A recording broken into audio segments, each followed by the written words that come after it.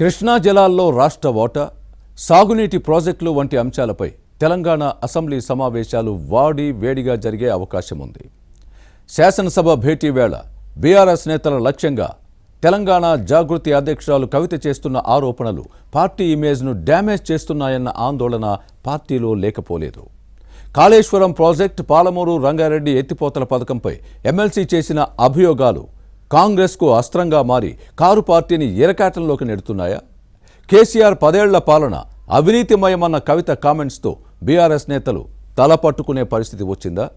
Assembly సమావేశాల్లో వీటిపై చర్చ రచ్చ తప్పదా? తెలంగాణ శాసనసభ శీతాకాల సమావేశాలు వాడివేడిగా జరగనున్నాయి. ఈ నెల 29న ప్రారంభమైన సభ జనవరి 1 వరకు వాయిదా పడింది.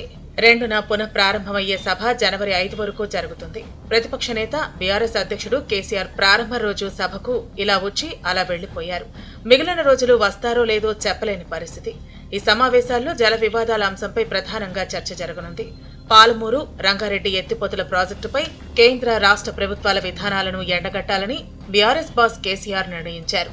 దీనిలో భాగంగానే ప్రాజెక్టు పూర్తి సమాచారంతో బీఆర్ఎస్ శాసనసభకు హాజరు కానుంది. మరోవైపు పాలమూరు రంగారెడ్డి ఎత్తిపోతలతో పాటు నదీ జలాలపై పవర్ పాయింట్ ప్రజెంటేషన్ కు ప్రభుత్వం సిద్ధమవుతోంది. సర్కార్కు ఈ అవకాశం కల్పిస్తే తమకు ఇవ్వాలని బీఆర్ఎస్ ఎమ్మెల్యేలు సభాపతి గడ్డం ప్రసాద్ కుమార్ ను కలిసి విన్నవించారు. దీంతో సమావేశాలు హాట్ గా జరిగే అవకాశం ఉంది. ఇదే సమయంలో తెలంగాణ జాగృతి అధ్యక్షురాలు కవిత చేసిన కామెంట్స్ బీఆర్ఎస్ ను సందిగ్ధంలో పడేశాయి. జాగృతి జనంబాట కార్యక్రమంలో భాగంగా కవిత ఉమ్మడి మహబూబ్ నగర్ జిల్లా పర్యటనలో పాలమూరు రంగారెడ్డి ఎత్తిపోతల పథకం పూర్తి కాకపోవడానికి గత బీఆర్ఎస్ ప్రభుత్వమే కారణమన్న వాదాన్ని వినిపించడంతో గులాబీ పార్టీ ఎమ్మెల్యేలను ఆత్మరక్షణలో పడేసింది. గతంలో బీఆర్ఎస్, ప్రస్తుతం కాంగ్రెస్ సర్కారు ఈ ప్రాజెక్టును పరుగులు పెట్టించలేదన్న వాదాన్ని వినిపించడం రెండు పార్టీలకు ఎరకాటమే.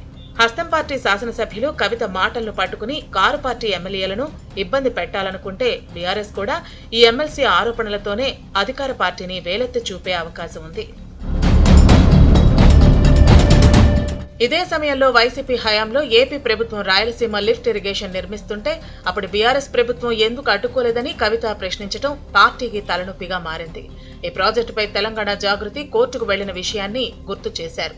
ఇదే సమయంలో కృష్ణా జలాల్లో తెలంగాణకు 550 టీఎంసీలు రావాల్సి ఉన్నప్పటికీ 299 టీఎంసీలకు ఏపీతో ఒప్పందం చేసుకోవడం దారుణమని కవిత చేసిన కామెంట్స్ బీఆర్ఎస్ కు సంకటమే. ఇదే సమయంలో కాళేశ్వరం ప్రాజెక్టుపై పెట్టిన శ్రద్ధ పాలమూరు రంగారెడ్డిపై పెట్టి ఉంటే ఫలితం మరోలా ఉండేదని కవిత వ్యాఖ్యలు సర్కారుకు అస్త్రంగా మారాయి. బీఆర్ఎస్ 10 ఏళ్ల పాలనలో పాలమూరు జిల్లాలో 6 లక్షల ఎకరాలకే నీటిని ఇవ్వటం దారుణమన్నది కవిత వాదన. పాలమూరు రంగారెడ్డి ఎత్తిపోతల పథకాన్ని పూర్తి చేసి ఉంటే కృష్ణా జలాల్లో 90 టీఎంసీల హక్కు తెలంగాణకు వచ్చి ఉండేదని కవిత వాదన బీఆర్ఎస్ కు తలనొప్పిగా మారింది.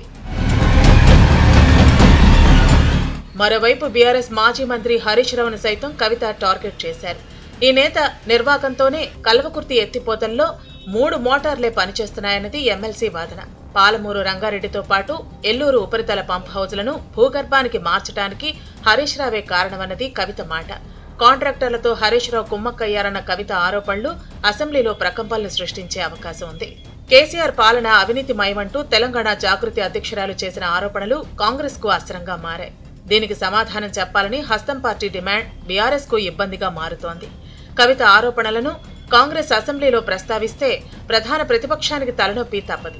రెండు పార్టీల మాటల యుద్ధంతో శాసనసభ దద్దరిల్లే అవకాశం ఉంది. కృష్ణానది నీటి కేటాయింపుల అంశంపై బీఆర్ఎస్ పాలనలో తెలంగాణ, ఏపీ మధ్య కుదిరిన ఒప్పందమే సభలో రచ్చయ్యే అవకాశం ఉంది. ఏం జరుగుతుందో చూడాలి.